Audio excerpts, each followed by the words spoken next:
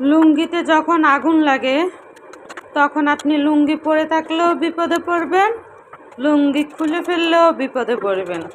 ঠিক আমাদের সমাজে এরকম কিছু মানুষ আছে যাদের সাথে আপনি সম্পর্ক রাখলেও বিপদে পড়বেন, না রাখলেও বিপদে পড়বেন।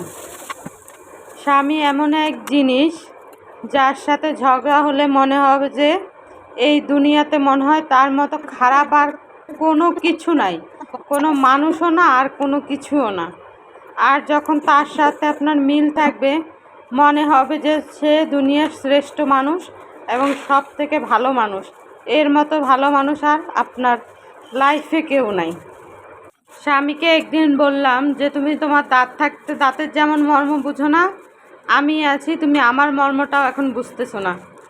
তোমার সামনের দাঁত দুইটা যখন না থাকবে তখন তুমি মন খুলে হাসতেও পারবে না, আর আমিও যদি না থাকি তাহলেও তুমিও মন খুলে হাসতে পারবে না। তাই তোমার সামনের দাঁত দুটোর মতো আমিও তোমার জীবনে অনেক গুরুত্বপূর্ণ। যখন আমরা একটা সংসারে নতুন বউ হয়ে যাই তখন শাশুড়ি মনে করে সে প্রধানমন্ত্রী। যখন আমাদের নিজের সংসার হয় তখন আর শাশুড়ি মানতে চায় না যে এটা আমরা এই সংসারের প্রধানমন্ত্রী। নিজে যদি প্রধানমন্ত্রী হতে পারে তাহলে যখন বউদের সংসার হয় সেটা তো বউই প্রধানমন্ত্রী হবে।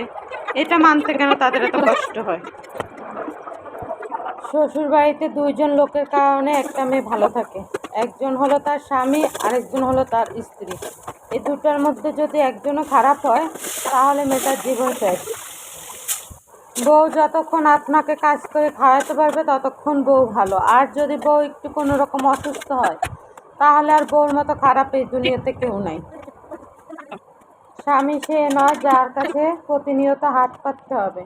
স্বামী তো সেই যে স্ত্রীর প্রয়োজন অনুযায়ী তাকে হাত খরচা দিবে। মেয়ে আর মেয়ের জামাই সুখে থাকলে মাশাল্লাহ জামাইটা ভালো পেয়েছে। ছেলে আর ছেলের বউ সুখে থাকলে আমার পোলারে তাবিজ করছে।